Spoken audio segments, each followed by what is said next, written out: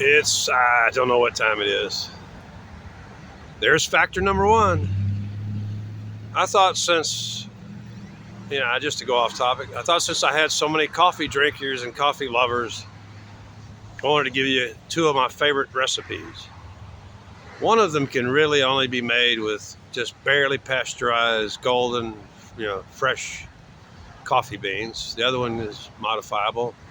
The first one is, I'm doing a reverse order of the title. I've already decided on the title. The first is Cafe Caramel.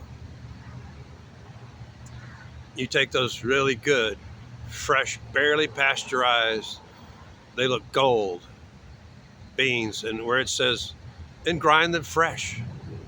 Where it says 1 teaspoon per 6 ounces of coffee, that's a cup, 6 ounces.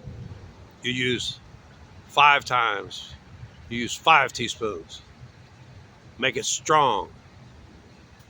Then in the past, when we had access to those good Venezuelan beans and stuff for another country, you could just take a caramel, a single caramel, when they were made out of real cream and cane sugar, or the caramel topping that used to be made out of fresh cream, real cream, the caramel, and cane sugar. That doesn't exist anymore now, so good luck on trying to make that one, but that's it. Is you brew it about 5 times strength, and without all that tannic acid and stuff, you've got an awesome, potent, wake your ass up cup of coffee.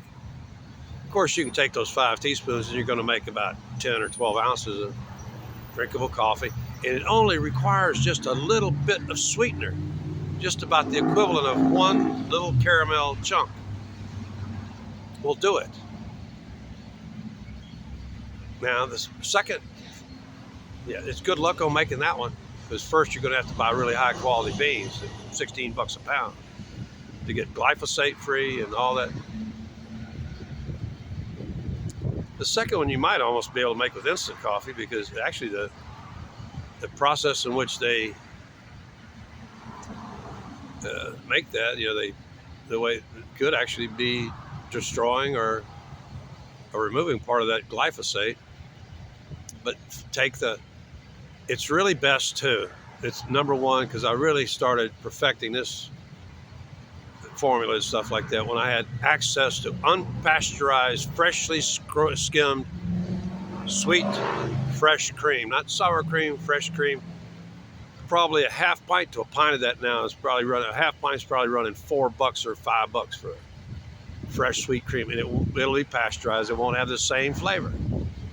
The ideal formula, I think Dan Wolf has got access to a dairy near him or something, but then they still won't sell it to you unpasteurized.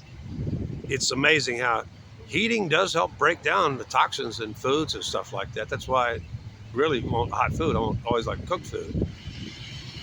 I'm not one of them salad-eating chicks, as Queen Latifah said. You better have some green in your pocket, because I ain't one of them salad-eating chicks. Anyway, I used to get it from her by the quarts, it's stuff. She was in charge of milking and separation and gardening and everything. She's an awesome woman. And that was Mrs. Charlie Shupak. And you need really fresh, preferably unpasteurized, sweet cream, the same day that it's been separated. The second best choice is fresh cream from wherever. But you take the fresh sweet cream. I've already told you how to make good coffee. Coarse filter. There may be some on the market, but they also look on that brass thing at the bottom. They have a polymer on it, maybe. But take the lightest colored beans you can get, and for what would produce about, with the fresh sweet cream, you're going to come up with something that's around 12, 14 more ounces. But you really need a double boiler, a bain-marie, something you poach eggs in, that kind of stuff. And go ahead and take the fresh sweet cream and some good organic cane sugar and stuff. In the past, we could just say cane sugar, but now we have to say organic, because they did genetically modify it somewhere for Indonesia or something. In the past, all you needed was imperial pure cane sugar from Texas. None of that Yankee shit. That Domino. Domino used to supply all the moonshiners. They buy sugar from anywhere, and it's usually beet sugar and other, now it's, I think even that beet sugar is still enzymatically produced. Anyway,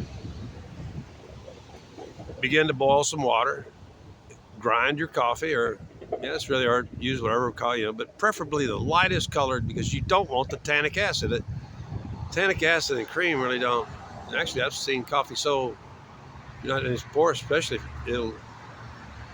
sometimes it'll curdle especially if you're trying to pour like cold.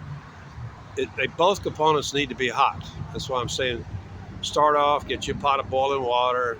Actually, 2 pots. You need a bain-marie, a double boiler, and begin to boil the water for the coffee and begin to warm up, because you don't want to mix them cold. It's something you want to. I'm describing something that is a meal unto itself. 12 to 14 ounces of my cafe con crema will wake your ass up, the normal person, and give you enough calories to make it through a day, an entire day. This is a recipe. And you can kind of work out the amounts yourself, but you really need very potent coffee. You need to use at least 5 times or more the strength for the amount of water.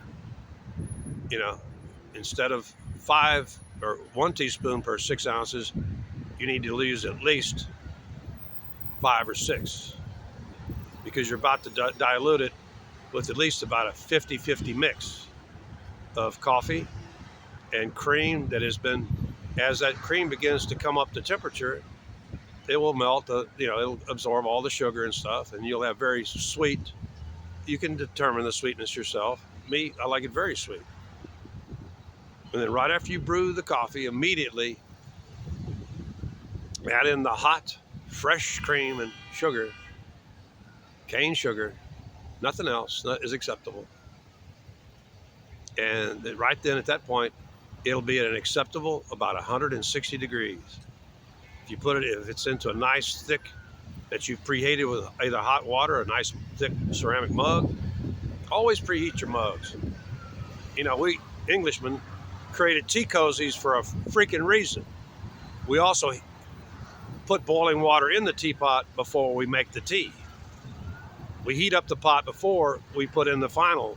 That's the real secret they don't show you in the movies, is that teapot has to be hot before you put the tea water in it. Then the tea bag, lid, tea cozy. You always heat up the ceramics first.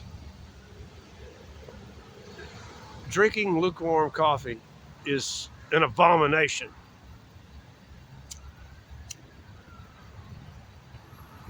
What are you thinking? So many coffee drinking cultures and stuff, they drink demitasses, fresh made, 1 or 2 shots, you're down. Sugar goes in first, too. But that's how you make really good cafe con crema. Preferably unpasteurized, because that pasteurization alters the flavor. Real fresh, skimmed sweet cream with a little bit of cane sugar and low acid coffee. Super potent mixed together. About a 50-50 or 60-40 mix. That'll wake your ass up and give you enough energy for the entire day. I hope you've enjoyed these 2 coffee recipes, cafe con crema and cafe caramel. Later.